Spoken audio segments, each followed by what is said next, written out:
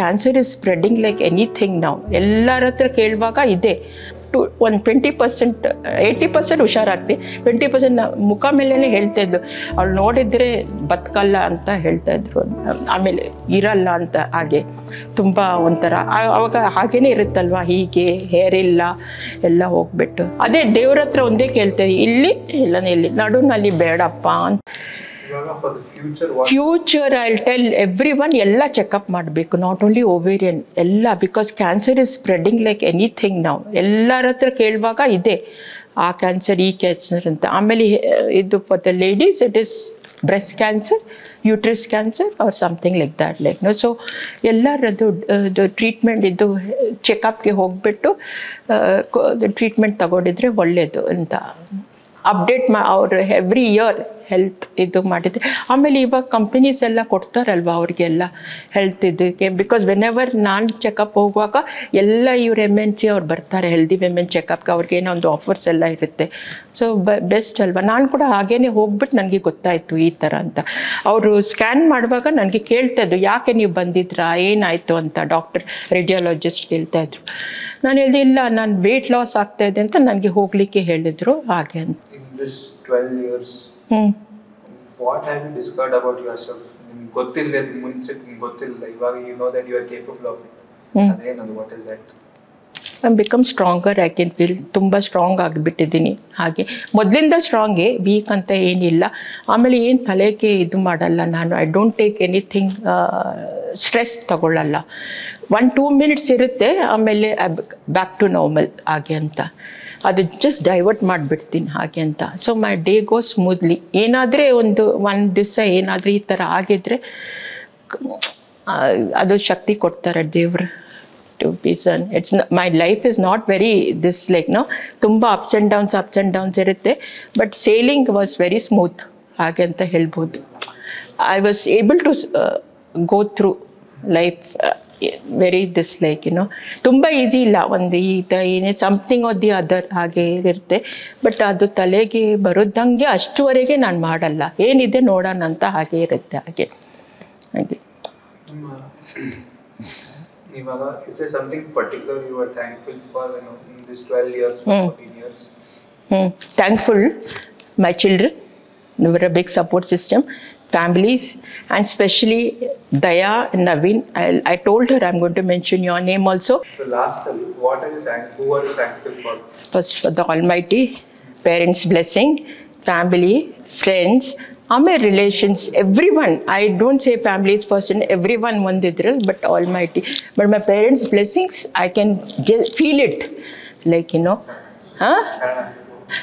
Parents blessing ನನಗೆ ಇದು ಏನು ಹೇಳ್ತೀರಾ ನೀವು, ಫೀಲ್ ಇದು ಅವರಿದ್ದಾರೆ ನನ್ನ ಜೊತೆ ಅಂತ ಅದು ಗೊತ್ತಾಗುತ್ತೆ ನನಗೆ. Because throughout 10 days early morning ನನಗೆ ಯಾವಾಗ ಕೂಡ ಡ್ರೀಮ್ ಬರ್ತಾಯಿದ್ದು, either my father or mother. I will conclude like because I don't know I met one gentleman. He had told me then, you know, I was wondering like I don't know so much here as part. Then he told me, ನೀವು ಬದುಕಿದ್ದೀರಾ ಅಂದರೆ ಒಂದು reason ಇರುತ್ತೆ ಅಂತ ಹೇಳಿದ್ರು ಅವರು. ಒಂದು purpose ಇದೆ, ದೇವ್ರದ್ದೊಂದು purpose ಇದೆ ಯಾಕೆ ನೀವು ಬದುಕಿದ್ದೀರಾ ಅಂತ. So it is so true, 100% true ಅಂತ ನಾನು ಅನಿಸುತ್ತೆ ನನಗೆ ಹಾಗೆ ಅಂತ. ಪರ್ಪಸ್ ಇದೆ ಅಂತ ನನಗೆ in the process of 12 years 14 years I come to know like no why I am alive anta hage anta. Can't give you the detail but I know why I am alive anta like in hage anta. So I was wondering sometimes you know ondsala kelidre avaru helidru nange there must be some purpose ide, that is a purpose of your living anta helidru. So I felt haudanta ansuttu nange hage anta. So each day I take it like that ಅಂತ. ಏನಾದರೂ ಒಂದು ಇರುತ್ತೆ ಅದಕ್ಕೆ ಆಮೇಲೆ ಅಂತ. Okay, ಯೋಗ ಮಾಡ್ತಾ ಇದ್ದೆ. ಆಮೇಲೆ ಸ್ವಲ್ಪ ಇದು ಆಚೆ ಈಚೆ ಎಲ್ಲ ಮದುವೆ ಅಲ್ಲಿ ಇಲ್ಲಿ ಎಲ್ಲ ಹೋಗ್ಬೇಕಾದ್ರೆ ಅದು ಬ್ರೇಕ್ ಇದು ಆಗುತ್ತೆ, ನಾವು ಬ್ರೇಕ್ ಸಿಕ್ಕುವಾಗ ಮತ್ತೆ ಅದು ಕಂಟಿನ್ಯೂ ಮಾಡಲಿಕ್ಕೆ ಇಲ್ಲ. ಇಲ್ಲಿ ಹೋಗ್ತಾ ಇದ್ವಿ ನಾವು ಕಂಟಿನ್ಯೂಸ್ ಆಗಿ 1 6 months ಮಾಡಿದ್ದೆ ನಾನು ಯೋಗ. ನನಗೆ ಏನು ಆಗುತ್ತೆ ಅದು ಫಾಲೋ ಮಾಡೋದು. ನಾನು ಯಾರು ಹೇಳಿದರೆ ನಾನು ಫಾಲೋ ಮಾಡಲ್ಲ. ಬಟ್ ನಾನು ಟ್ರೀಟ್ಮೆಂಟ್ ಇರುವಾಗ ದೊಡ್ಡವ್ರು ಏನು ಹೇಳ್ತಾರೆ ಇದು ತಿನ್ನಬೇಕು ಅದು ತಿನ್ನಬೇಕು ಅದೆಲ್ಲ ತಿಂತಾಯಿದ್ದು ಕರೆಕ್ಟಾಗಿ ಫಾಲೋ ಮಾಡ್ತಾಯಿದ್ದೆ. ಈ ಥರ ತಿನ್ನಬೇಕು ಈ ಥರ ಮಾಡಬೇಕು ಅಂತ ಹಾಗೆ. ಸೊ ಅದೆಲ್ಲ ಫಾಲೋ ಮಾಡ್ತಾಯಿದ್ದೆ ನನಗೆ.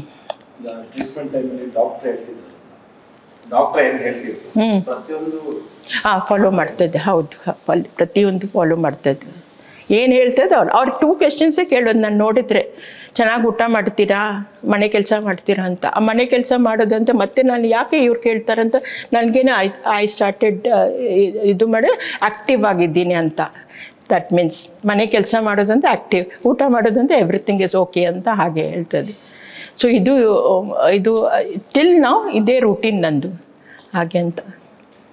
ಅದೇ ಏನಾಗಿದೆ ಅಂದರೆ ನಾವು ಟ್ರೀಟ್ಮೆಂಟ್ ಟೈಮಲ್ಲಿ ಡಾಕ್ಟ್ರು ಏನು ರೆಸ್ಟ್ರಿಕ್ಟ್ ಮಾಡ್ತಾರೆ ಆ್ಯಸ್ ಎ ಪೇಷಂಟ್, ಬಿಡು ನಾಳೆ ಮಾಡೋಣ, ನೆಕ್ಸ್ಟ್ ವೀಕ್ ಹೋಗೋಣ, ಕೀಮೋ ಆಮೇಲೆ ನೋಡೋಣ, ಈ ಥರ ಸ್ವಲ್ಪ ಮಿಸ್ಕಮ್ಯುನಿಕೇಟ್ ಮಾಡ್ತಾರೆ.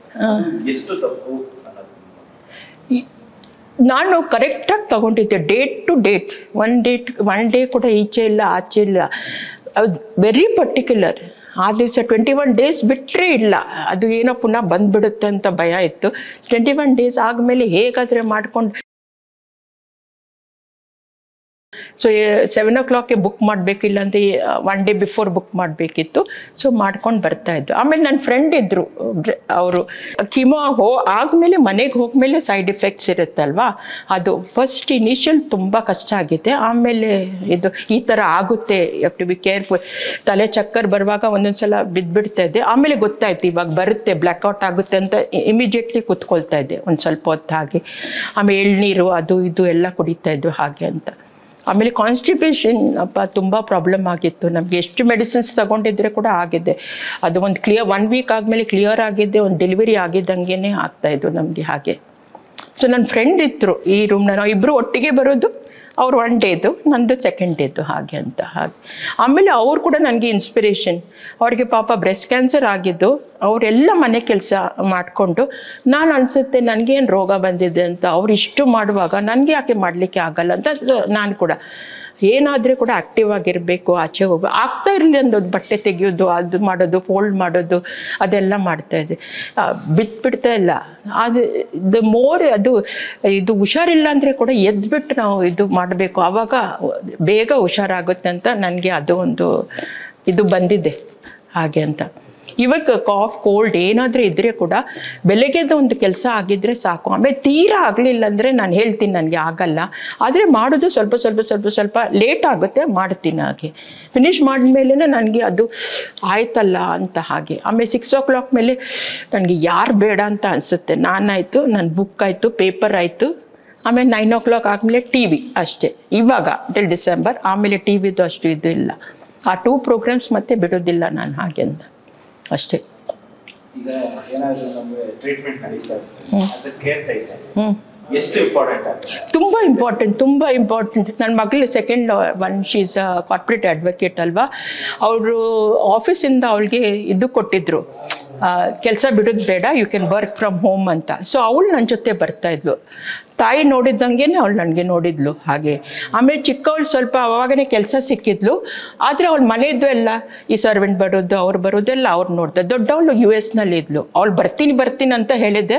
ನಾನು ಹೇಳಿದೆ, ನಿನ್ನ ಮಕ್ಕಳನ್ನ ಬಿಟ್ಬಿಟ್ಟು ನಿನ್ನ ಮಗು ಇತ್ತು, ಚಿಕ್ಕ ಮಗು, ಬರಬೇಡ, ನನಗೆ ತುಂಬ ಜನ ಇಲ್ಲಿ ಇದ್ದಾರೆ ಹೆಲ್ಪ್ ಮಾಡಲಿಕ್ಕೆ. ಔಟ್ ಆಫ್ ದ ವೇ ಯಾರ್ಯಾರು ಬಂದು ಹೆಲ್ಪ್ ಮಾಡ್ತಾಯಿದ್ರು ನನಗೆ ಹಾಗೆ. ಅದು ಯಾರಂತ ಗೊತ್ತಿಲ್ಲ, ಎಲ್ಲ ರೆಡಿ ಇದ್ದರು ಬರಲಿಕ್ಕೆ ಇದು ಮಾಡಿ. ನನಗೇನೆ ಬೇಜಾರು. ಆಮೇಲೆ ಕೀಮೋಂಟಲ್ಲಿ ನಮ್ಮದು ಡಾಟರ್ ಇದ್ದರು. ಆ 2 days ಅಲ್ವಾ, ಬಂದು ಆಫ್ಟರ್ನೂನ್ ಟೈಮ್ ನಮ್ಮದು ಯಾರಾದರೆ ಬಂದು ರಿಲೀವ್ ಮಾಡ್ತಾಯಿದ್ರು. ಒಂದು 20%, 80% ಹುಷಾರಾಗ್ತಿ, 20% ಮುಖ ಮೇಲೇ ಹೇಳ್ತಾಯಿದ್ಲು, ಅವಳು ನೋಡಿದರೆ ಬದುಕಲ್ಲ ಅಂತ ಹೇಳ್ತಾಯಿದ್ರು. ಆಮೇಲೆ ಇರಲ್ಲ ಅಂತ ಹಾಗೆ. ತುಂಬ ಒಂಥರ ಅವಾಗ ಹಾಗೇ ಇರುತ್ತಲ್ವ, ಹೀಗೆ ಹೇರ್ ಇಲ್ಲ ಎಲ್ಲ ಹೋಗ್ಬಿಟ್ಟು. ಆಮೇಲೆ ಎಲ್ಲರೂ ಹೇಳ್ತಾರೆ, ನಿಮ್ಗೆ ನೋಡಿದರೆ ಕಷ್ಟ ಆಗುತ್ತೆ, ಕಷ್ಟ ಆಗ್ತಾ ಇದ್ದಂತೆ. ನನಗೇನು ಕಷ್ಟ ಅನಿಸ್ಲಿಲ್ಲ, ನಾನು ಹಾಗೇ ಹೋಗ್ತಾಯಿದ್ದೆ ಹೊರಗಡೆ, ಏನಿಲ್ಲ. ಸ್ಕಾರ್ಫ್ ಕೂಡ ಬರೀ ಹಾಸ್ಪಿಟಲ್ ಬರುವಾಗ ಹಾಕ್ತಾಯಿದ್ದೆ, ಯಾಕೆಂದರೆ ಗಾಳಿ ಬರುತ್ತೆ ಅಂತ. ಆಮೇಲೆ ಮಾಸ್ಕ್, ಇಲ್ಲಾಂದರೆ ಹಾಗೇ ಓಡಾಡ್ತಾಯಿದ್ದೆ ನಾನು. ಏನು ಅನಿಸ್ಲೇ ಇಲ್ಲ, ಯಾರು ಕೇಳಿದರೆ ಹೇಳ್ತೀನಿ ಅಂತ ಹಾಗೆ. ಆಮೇಲೆ ನನಗೆ ಇದು ಟೂತದ್ದು ಪ್ರಾಬ್ಲಮ್ ಬರ್ತಾಯಿದೆ. ಕೀಮೋ ಬಂದಮೇಲೆ ಅದು ಪೇಯ್ನ್ ಬರ್ತಾಯಿತ್ತು. ಆ ಡಾಕ್ಟರ್ ಕೂಡ ಎಷ್ಟು ಒಳ್ಳೆಯವರು, ನಮ್ಮ ಮನೆ ಪಕ್ಕದ್ರಲ್ಲಿ ಇದ್ದರು ಅವ್ರು ಹೇಳ್ತಾಯಿದ್ದೆ, ನೀನು ಬಂದು ಇಲ್ಲಿ ಇರೋದು ಬೇಡ, ಪೇಷಂಟ್ ಇರೋದಿಲ್ಲ, ನಿನಗೆ ಫೋನ್ ಮಾಡ್ತೀನಿ, ಆವಾಗ ಬಂದು ನಾನು ನಿನಗೆ ತಗೊಳ್ತೀನಿ ಅಂತ. ಅದು ಒಂದು ದೊಡ್ಡ ಹೆಲ್ಪ್. ನಾನು ಹಾಗೇ ಹೋಗ್ತಾಯಿದ್ದು ಎಲ್ಲ ಅದು. ಆಮೇಲೆ ಅವ್ರ ಡಾಕ್ಟರ್ಗೆ ಫೋನ್, ಯಾಕೆಂದ್ರೆ ಎಲ್ಲ ಟ್ಯಾಬ್ಲೆಟ್ಸ್ ನಮಗೆ ತಗೊಳ್ಳಿಕ್ಕೆ ಆಗಲ್ಲ ಕೀಮೋ ಟೈಮ್ನಲ್ಲಿ. ಅವ್ರು ಫೋನ್ ಮಾಡಿ ಅದು ನಮ್ಮದು ಮೆಡಿಕಲ್ ಆನ್ಕಲಾಜಿಸ್ಟ್ ಇದ್ದಾರಲ್ವ ಅವ್ರ ಹತ್ರ ಫೋನ್ ಮಾಡಿ ಅವ್ರು ಏನು ಟ್ಯಾಬ್ಲೆಟ್ ಕೊಡ್ತಾರೆ ಅದು ಕೊಡಿ. ಎವ್ರಿ ಟೈಮ್ ಇದು ಟುತ್ತೇಕ್ ಬರ್ತಾಯಿದ್ದು, ಅದು ಏನು ಗೊತ್ತಿಲ್ಲ ನನಗೆ. ಆಮೇಲೆ ಬಾಡಿ ಪೇನು, ವಾಮಿಟಿಂಗ್, ಹೆಡೇಕು, ಅದು ಬ್ಲ್ಯಾಕ್ಔಟ್ ಮತ್ತು ಹಾಗೆ ಬರ್ತಾಯಿದೆ.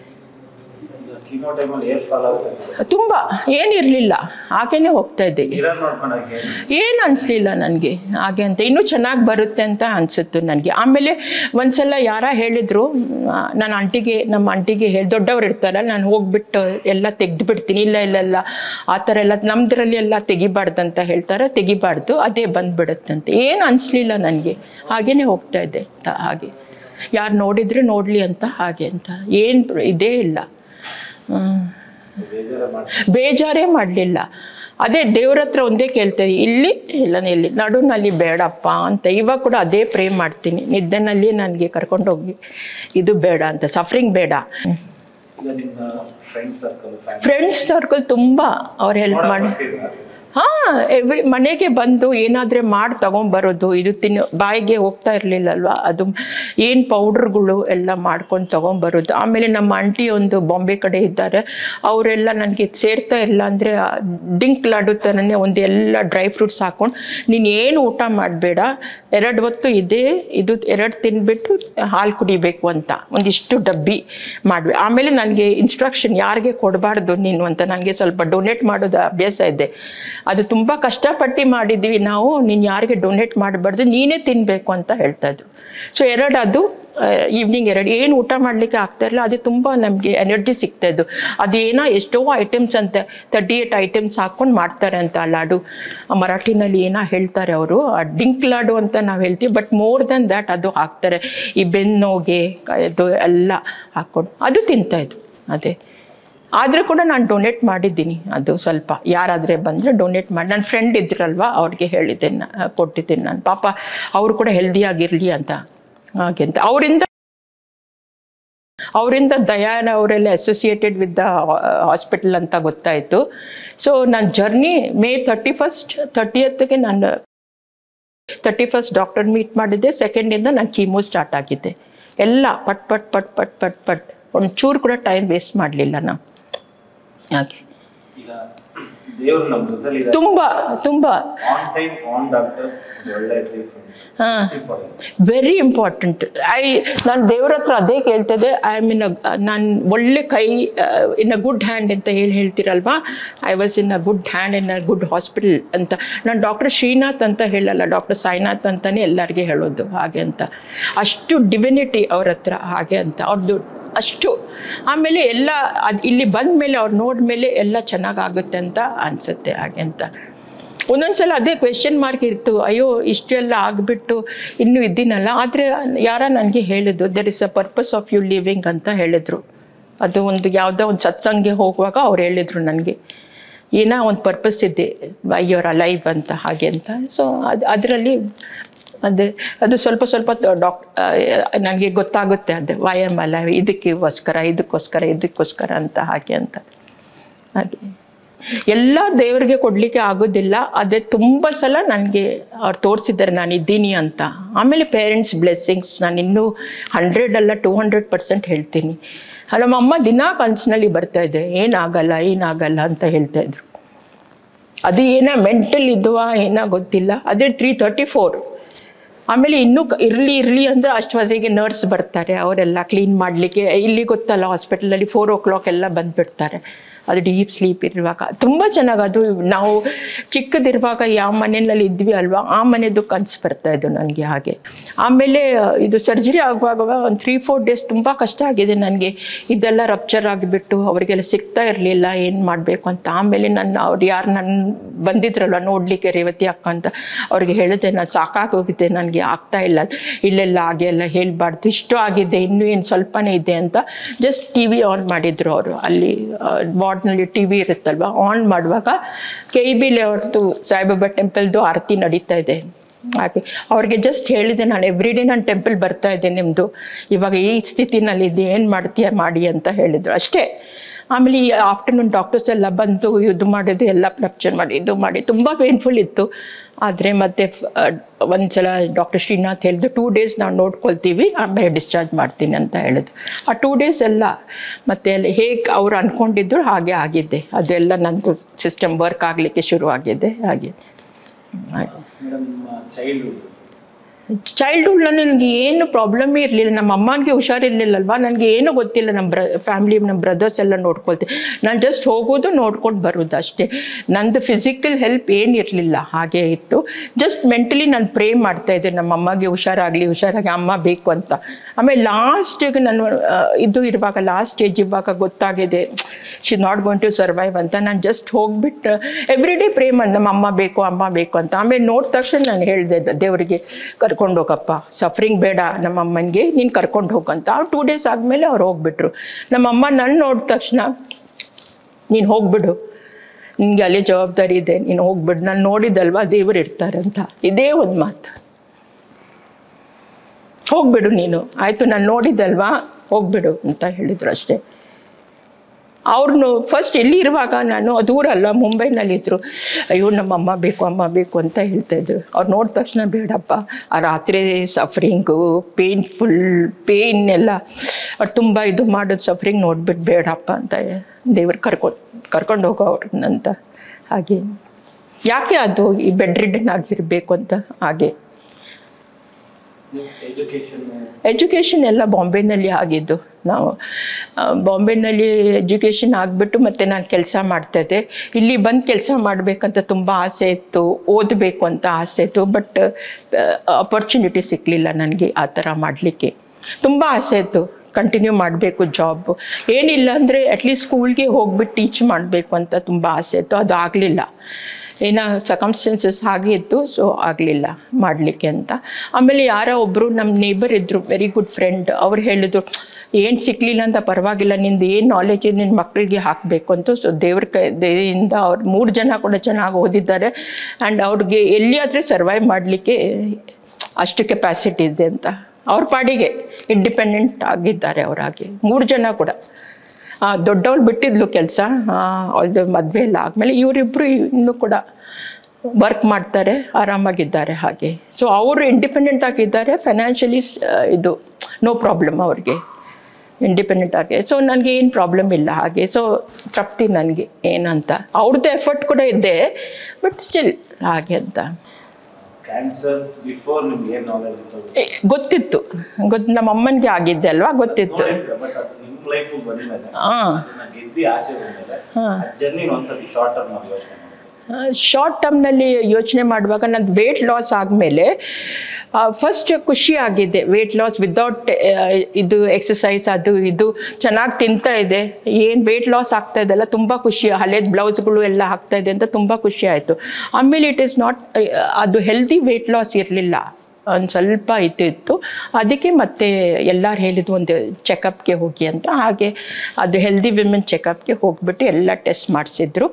ಆಮೇಲೆ ಅಲ್ಲಿ ಒಂದು ಡಾಕ್ಟರ್ ಇದ್ದರು, ಅದು ಒಂದು ಡಯಾಗ್ನೋಸಿಸ್ ಸೆಂಟರ್ನಲ್ಲಿ ಡಾಕ್ಟರ್ಸ್ ಇರ್ತಾರೆ. ಅವ್ರು ಹೇಳಿದರು ಒಂದು CA 125 ಕೂಡ ಮಾಡಿಬಿಡಿ ಅಂತ. ಧೈರ್ಯವಾಗಿ ಇದ್ದಿರೇ ಆಚೆ ಬರುತ್ತೆ. ಆಮೇಲೆ ಹುಷಾರಾಗ್ತೀನಂತ ಒಂದು ಇರಬೇಕು ಯಾವಾಗ ಕೂಡ. ನಾನು ಹುಷಾರಾಗ್ತೀನಿ, ಏನಾಗಲ್ಲ ನನಗೆ ಅಂತ ಹಾಗೆ ಇರಬೇಕು.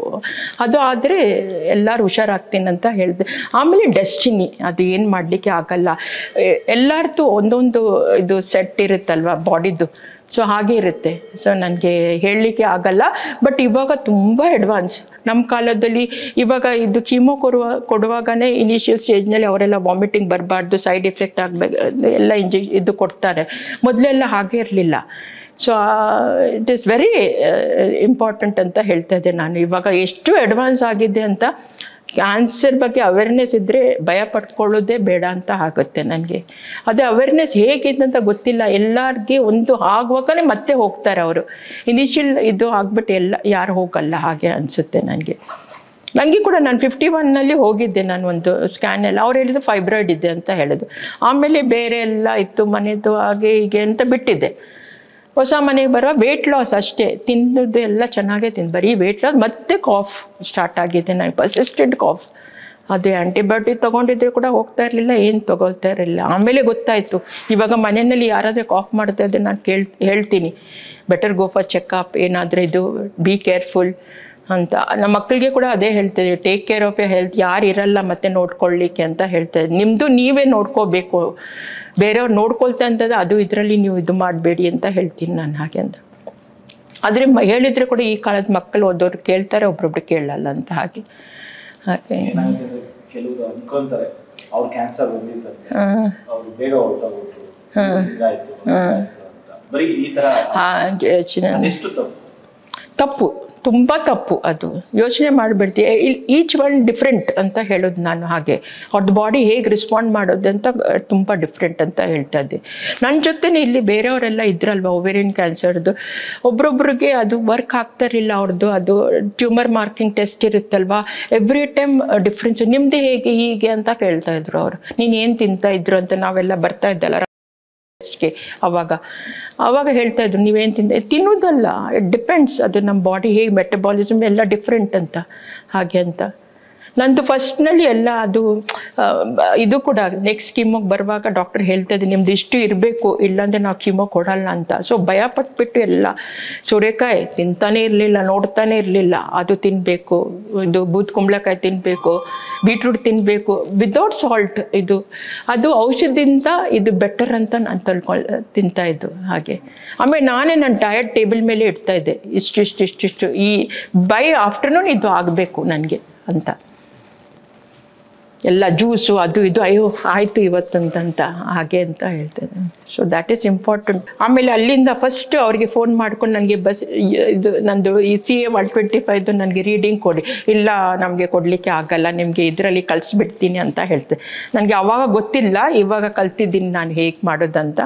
ಸೊ ಅವ್ರು ಕಲಿಸಿದ್ರೆ ಮತ್ತೆ ಆರಾಮಾಗಿ ಇಲ್ಲಿ ಬರೋದು, ಡಾಕ್ಟರ್ ಹತ್ರ ತೋರಿಸೋದು. ಶ್ರೀನಾಥ್ ನೋಡಬೇಕಂತ ಕೂಡ ವೇಟ್ ಮಾಡಲ್ಲ, ಪಾಪ ಅವ್ರು ಬ್ಯುಸಿ ಇರ್ತಾರಂತ. ಡ್ಯೂಟಿ ಡಾಕ್ಟರ್ ಚೆನ್ನಾಗಿ ಕೆಳಗಡೆ ಹೋಗೋದು, ಕ್ಯಾಂಟೀನ್ನಲ್ಲಿ ತಿನ್ಬಿಟ್ಟು ಮನೆಗೆ ಹೋಗೋದು ಹಾಗೆ.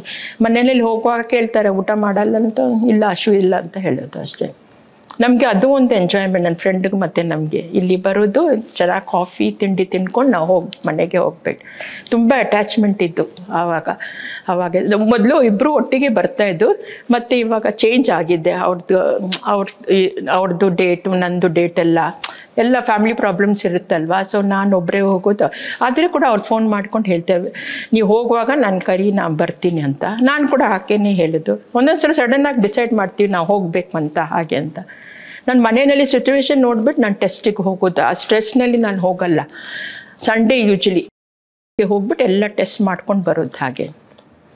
ಆಮೇಲೆ ಈವ್ನಿಂಗ್ ರಿಪೋರ್ಟ್ ಸಿಕ್ಕಲ್ಲ, ಹಾಫ್ ಡೇ ಅಲ್ವಾ, ನೆಕ್ಸ್ಟ್ ಡೇ ಹೋಗ್ಬಿಟ್ಟು ರಿಪೋರ್ಟ್ ಕಲೆಕ್ಟ್ ಮಾಡ್ತೀವಿ. ಇಲ್ಲಾಂದರೆ ಅವರೇ ಕಳಿಸ್ತಾರೆ, ಇವಾಗೆಲ್ಲ ಇದು ಇದೆ ಅಲ್ವಾ ಟೆಕ್ನಾಲಜೀಸ್ ಎಲ್ಲ. ಸೊ ಹಾಗೆ ಅಷ್ಟುವರೆಗೆ ಭಯ ಇರುತ್ತೆ, ಏನ ಅದೇ ಕಾನ್ಫಿಡೆಂಟ್ ಕೂಡ. ನಾನೇನು ನಮ್ಮ ಹೆಲ್ತ್ ಹಾರ್ಡ್ ಮಾಡಲಿಲ್ಲ, ಚೆನ್ನಾಗಿ ಇದು ಮಾಡ್ತೀನಿ ಅಂತ ಹಾಗೆ ಅಂತ.